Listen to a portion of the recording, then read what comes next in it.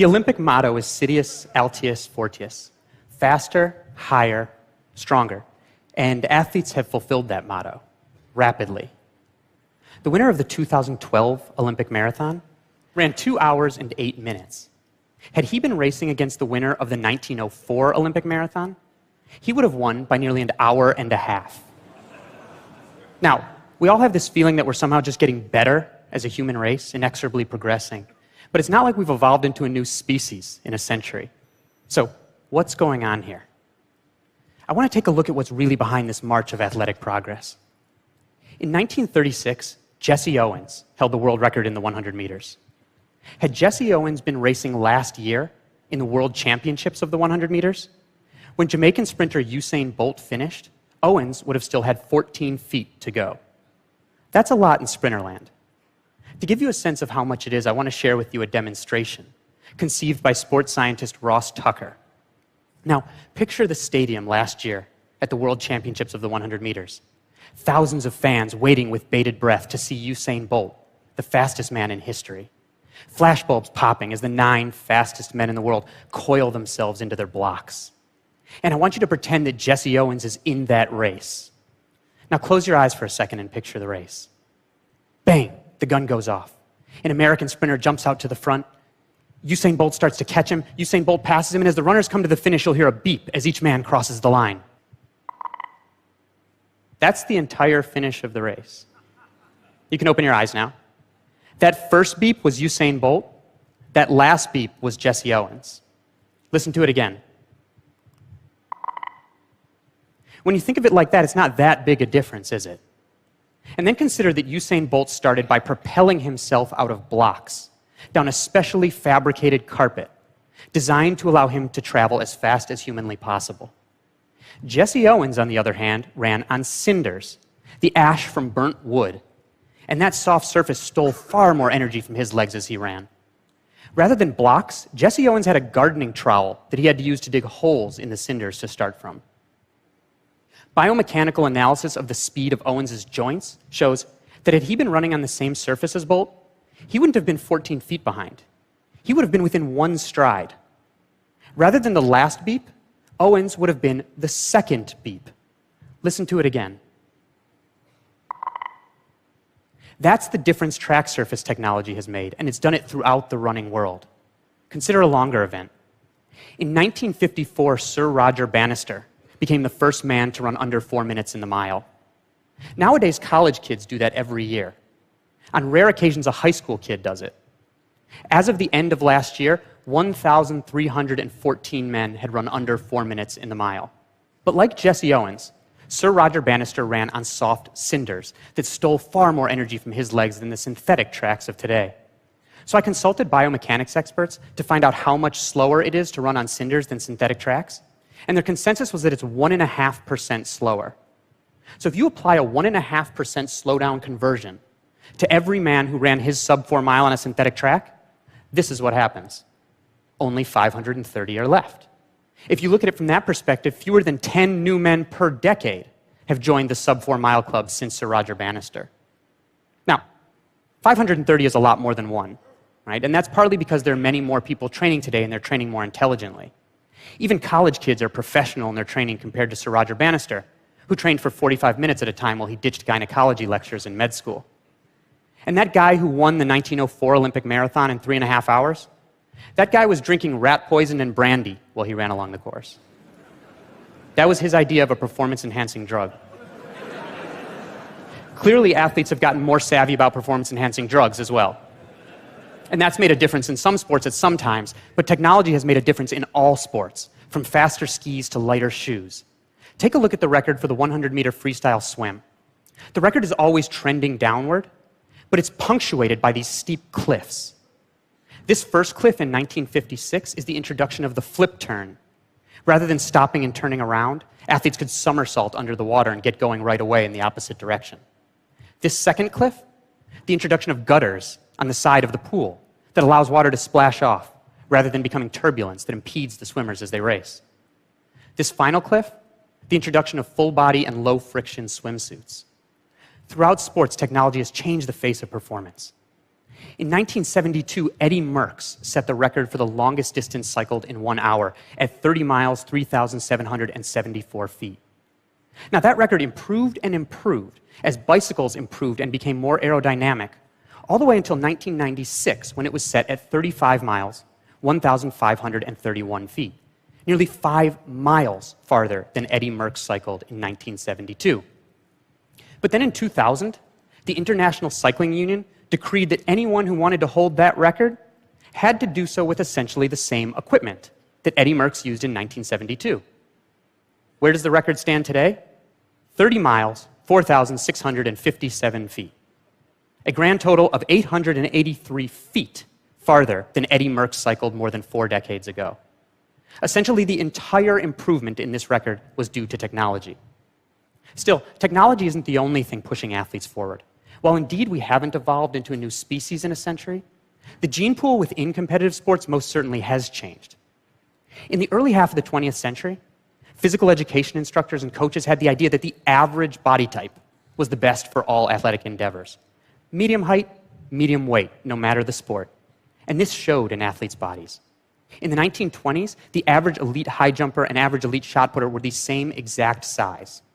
But as that idea started to fade away, as sports scientists and coaches realized that rather than the average body type, you want highly specialized bodies that fit into certain athletic niches. A form of artificial selection took place, a self-sorting for bodies that fit certain sports. And athletes' bodies became more different from one another. Today, rather than the same size as the average elite high jumper, the average elite shot putter is 2.5 inches taller and 130 pounds heavier. And this happened throughout the sports world. In fact, if you plot on a height versus mass graph one data point for each of 24 sports in the first half of the 20th century, it looks like this. There's some dispersal, but it's kind of grouped around that average body type. Then that idea started to go away, and at the same time, digital technology, first radio, then television and the internet, gave millions, or in some cases billions, of people a ticket to consume elite sports performance. The financial incentives and fame and glory afforded elite athletes skyrocketed, and it tipped toward the tiny upper echelon of performance. It accelerated the artificial selection for specialized bodies. And if you plot a data point for these same 24 sports today, it looks like this. The athletes' bodies have gotten much more different from one another. And because this chart looks like the charts that show the expanding universe, with the galaxies flying away from one another, the scientists who discovered it call it the Big Bang of body types. In sports where height is prized, like basketball, the tall athletes got taller. In 1983, the National Basketball Association signed a groundbreaking agreement, making players partners in the league, entitled to shares of ticket revenues and television contracts.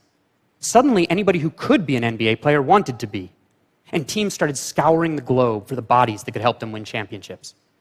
Almost overnight, the proportion of men in the NBA who are at least 7 feet tall doubled to 10%. Today, 1 in 10 men in the NBA are at least 7 feet tall. But a 7-foot-tall man is incredibly rare in the general population. So rare that if you know an American man between the ages of 20 and 40 who's at least 7 feet tall, there's a 17% chance he's in the NBA right now.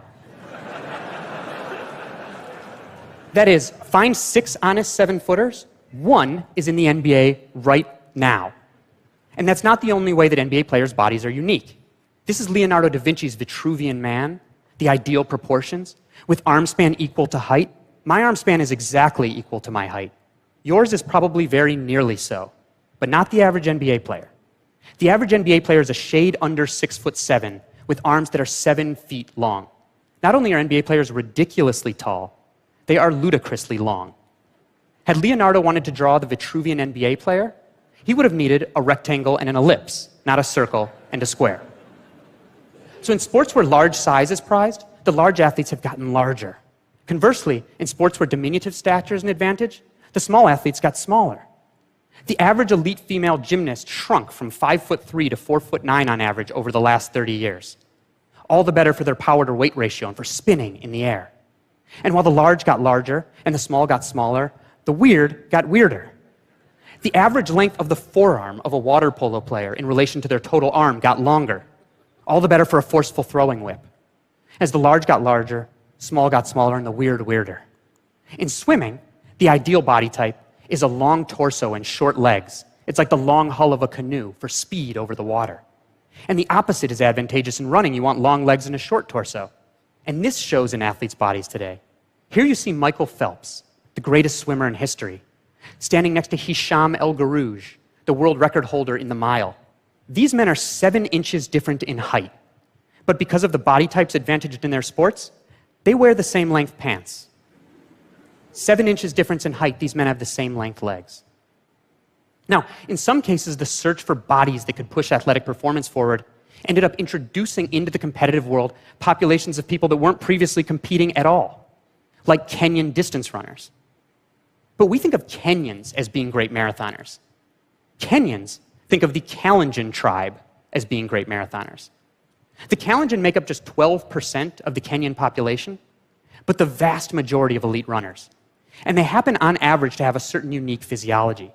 Legs that are very long and very thin at their extremity. And this is because they have their ancestry at very low latitude in a very hot and dry climate. And an evolutionary adaptation to that is limbs that are very long and very thin at the extremity for cooling purposes. It's the same reason that a radiator has long coils, to increase surface area compared to volume to let heat out. And because the leg is like a pendulum, the longer and thinner it is at the extremity, the more energy efficient it is to swing. To put Kalenjin running success in perspective, consider that 17 American men in history have run faster than 2 hours and 10 minutes in the marathon. That's a 4 minute and 58 second per mile pace. 32 Kalenjin men did that last October. That's from a source population the size of metropolitan Atlanta. Still, even changing technology and the changing gene pool in sports don't account for all of the changes in performance. Athletes have a different mindset than they once did. Have you ever seen in a movie when someone gets an electrical shock and they're thrown across a room? There's no explosion there. What's happening when that happens is that the electrical impulse is causing all of their muscle fibers to twitch at once, and they're throwing themselves across the room. They're essentially jumping. That's the power that's contained in the human body. But normally we can't access nearly all of it. Our brain acts as a limiter, preventing us from accessing all of our physical resources because we might hurt ourselves, tearing tendons or ligaments. But the more we learn about how that limiter functions, the more we learn how we can push it back just a bit. In some cases, by convincing the brain that the body won't be in mortal danger by pushing harder. Endurance and ultra-endurance sports serve as a great example. Ultra-endurance was once thought to be harmful to human health. But now we realize that we have all these traits that are perfect for ultra-endurance. No body fur and a glut of sweat glands that keep us cool while running. Narrow waists and long legs compared to our frames. Large surface area of joints for shock absorption. We have an arch in our foot that acts like a spring. Short toes that are better for pushing off than for grasping tree limbs. And when we run, we can turn our torso and our shoulders like this while keeping our head straight. Our primate cousins can't do that. They have to run like this. And we have big old butt muscles that keep us upright while running. Have you ever looked at an ape's butt? They have no buns because they don't run upright. And as athletes have realized that we're perfectly suited for ultra-endurance, they've taken on feats that would have been unthinkable before. Athletes like Spanish endurance racer Kilian Jornet. Here's Kilian running up the Matterhorn with a sweatshirt there tied around his waist. It's so steep he can't even run here. He's pulling up on a rope. This is a vertical ascent of more than 8,000 feet, and Kilian went up and down in under 3 hours. Amazing. And talented though he is, Kilian is not a physiological freak. Now that he has done this, other athletes will follow, just as other athletes followed after Sir Roger Bannister ran under 4 minutes in the mile. Changing technology, changing genes, and a changing mindset. Innovation in sports, whether that's new track surfaces or new swimming techniques, the democratization of sport, the spread to new bodies and to new populations around the world, and imagination in sport, an understanding of what the human body is truly capable of, have conspired to make athletes stronger, faster, bolder, and better than ever. Thank you very much.